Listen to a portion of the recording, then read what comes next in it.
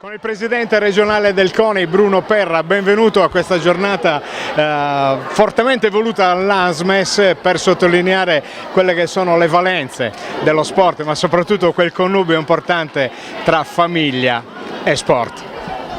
Sicuramente è un'iniziativa molto bella, complimenti all'ASMES che l'ha organizzata, una manifestazione che coinvolge chiaramente i ragazzi. Questa è una scuola che da anni fa dei progetti con lo sport, anzi credo che siano quelli in Sardegna che facciano più attività sportive in assoluto. Quindi complimenti chiaramente al direttore didattico e soprattutto a tutti gli insegnanti e al professor Mulas, che lui bene o male è stato l'ideatore di questo progetto. Io credo che il convegno di oggi sia molto importante perché il fatto che si parli di sport e famiglia con i ragazzi coinvolti possa far sì che questo messaggio possa essere veramente dirottato e soprattutto possa far sì che ci sia un connubio molto importante e una sinergia importante tra queste, tra la scuola e la famiglia, e lo sport diventa chiaramente il mezzo di comunicazione che fa chiaramente integrare le due cose. In un periodo storico che francamente ci vede un po' tutti impegnati al recupero in primis di quelli che sono i valori essenziali, rispetto, educazione e quant'altro. Io continuo a ripeterlo, credo che lo sport oggi sia rimasto uno dei pochi deterrenti contro il disagio giovanile.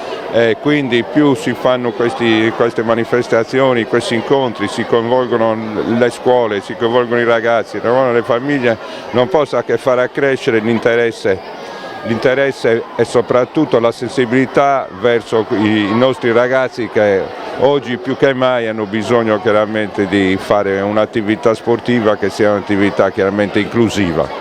Nel segno di una tradizione che in Sardegna, grazie a Dio, è ben radicata. Tanti sport, tante, come posso dire, anche vittorie che però sono legate chiaramente a quello che è l'impegno in tutti i campi. Si parla di calcio, di basket, di tiro a volo, di tantissime, atletica, insomma abbiamo grandi eccellenze. Credo che lei come presidente regionale del CONI abbia di che essere soddisfatto. Io sono soddisfattissimo perché in Sardegna, nonostante siamo un'isola con pochi abitanti, si praticano tutte le discipline sportive, si praticano ad altissimo livello, le nostre associazioni, le nostre federazioni stanno facendo un lavoro eccezionale nonostante le difficoltà che abbiamo nell'impiantistica sportiva, e tutte queste iniziative come questo convegno organizzato dall'ASME sicuramente non possono che far bene allo sport e far chiaramente migliorare anche la cultura sportiva, che credo che sia poi alla fine